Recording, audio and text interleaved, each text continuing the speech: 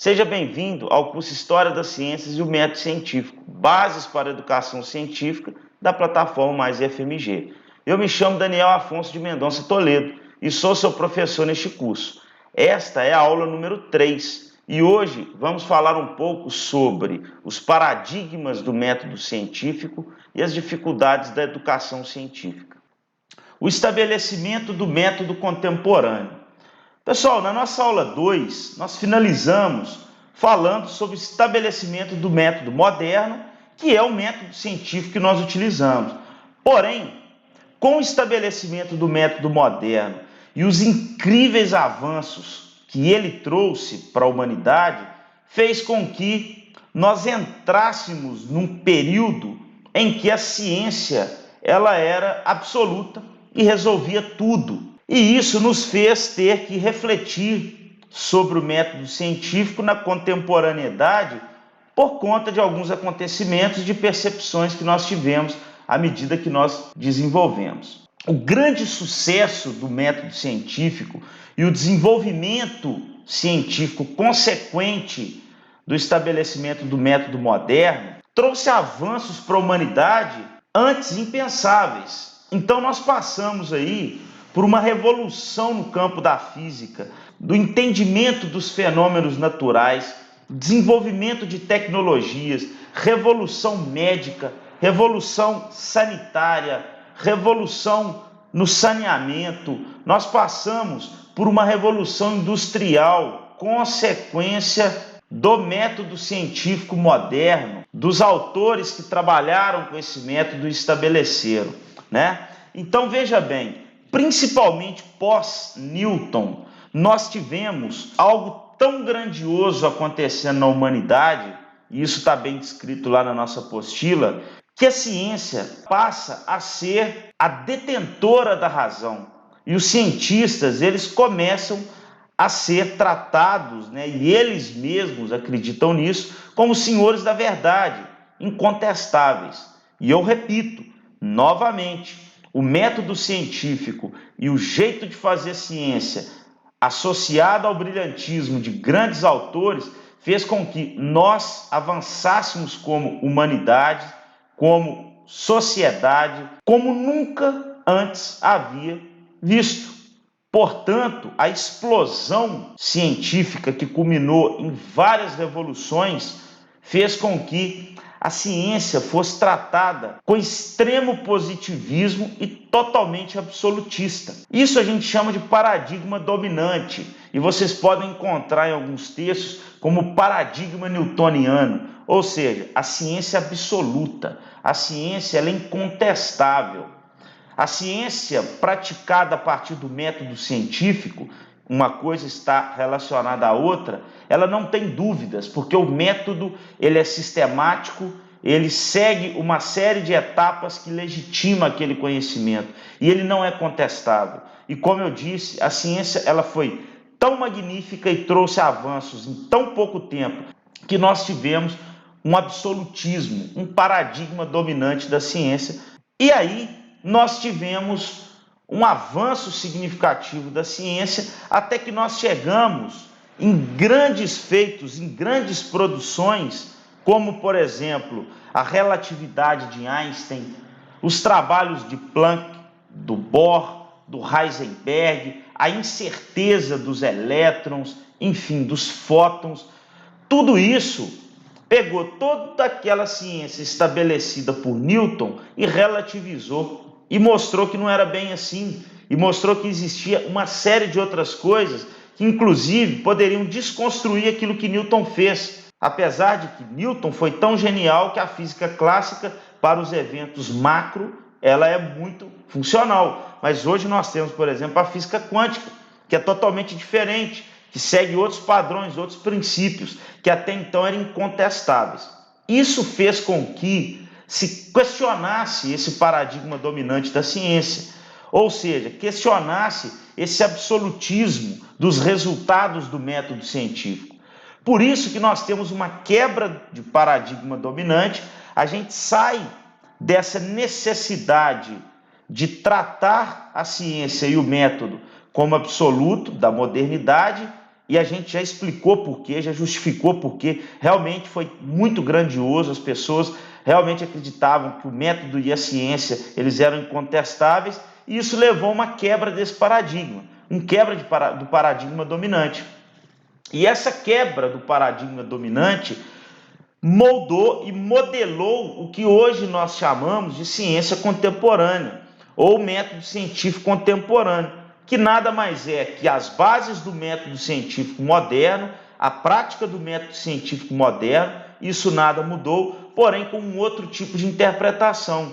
Então, antes, nós tínhamos as ciências naturais, a física, a biologia, a química, como produtoras de conhecimento científico e separadas das ciências humanas, das questões culturais. Agora, é necessário, e nós percebemos que é necessário que haja essa interação.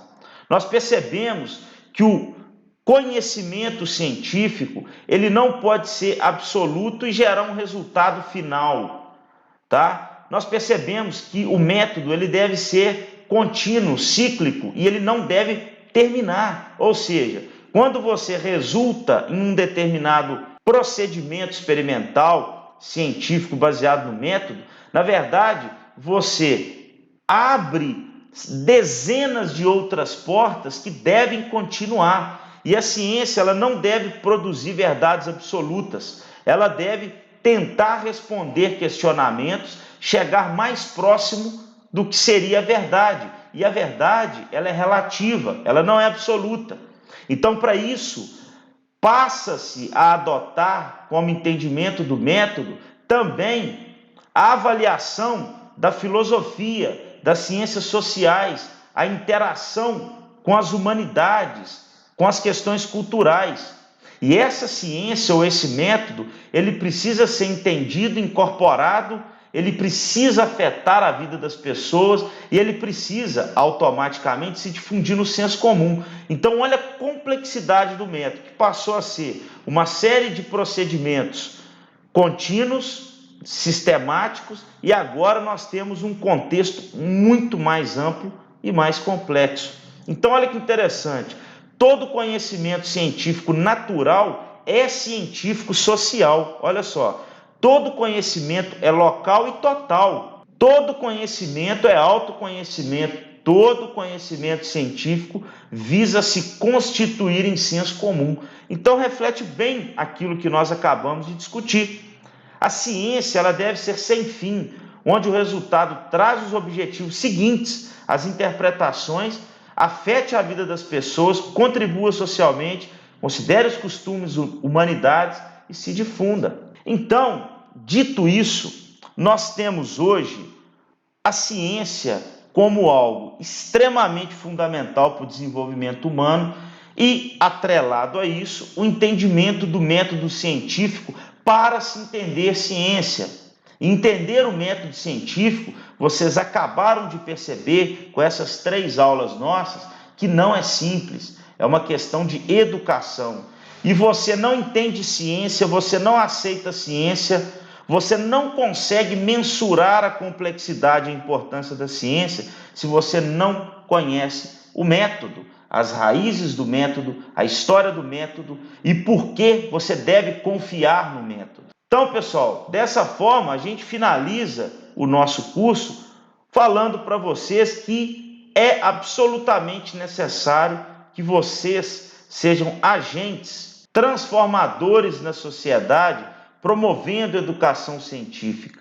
Somente com a educação científica, com o entendimento do método, as pessoas poderão, de fato, aprender, praticar, aceitar e contribuir cientificamente. E a gente só pode evoluir, caminhar e melhorar como sociedade se nós acreditarmos e entendermos a ciência. E lembrar, né, pessoal, que quando nós não entendemos o método, nós não temos uma educação científica suficiente, nós estamos fadados a serem manipulados na sociedade, a acreditar em teorias conspiratórias, em revisionismos históricos, em negacionismos da ciência, e isso é um retrocesso absurdo para a humanidade, algo extremamente desnecessário.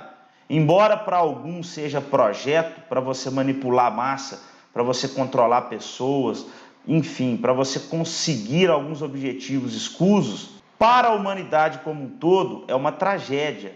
Então a educação científica ela deve ser promovida, ela deve acontecer. E por que, pessoal, eu insisto tanto e eu repito tanto isso? Porque vocês que estão fazendo esse curso, e o objetivo dele é ajudar um pouco nesse entendimento e que vocês passem esse conhecimento. O conhecimento ele tem que ser difundido.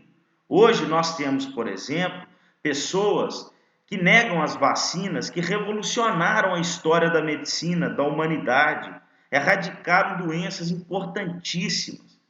São desenvolvidas pelos maiores pesquisadores, pelos maiores laboratórios, utilizando de teorias conspiratórias para diminuir. É claro que existe um mercado, é claro que existem interesses comerciais, mas isso não deslegitima um acontecimento científico tão importante. Hoje você tem uma pessoa que entra num avião, que toda a engenharia dele funciona fazendo uso da noção da Terra curva ou da esfericidade do globo, corrigindo o voo, utilizando o GPS. E de dentro desse avião a pessoa pega um celular que utiliza satélites, triangulação, satélites esses que estão em órbita, utilizando a noção de curvatura, todas as noções da física, para entrar num grupo de Facebook e dizer que a Terra é plana. Isso é simplesmente surreal. Nós temos pessoas que, mesmo diante de vários artigos, de estudos, de demonstrações práticas do aquecimento global, negam, pessoas que sentem na pele, porque não têm a capacidade mínima de entender nada sobre ciência. Por isso eu sempre bato nessa tecla. Espero que vocês tenham gostado. Um abraço a todos.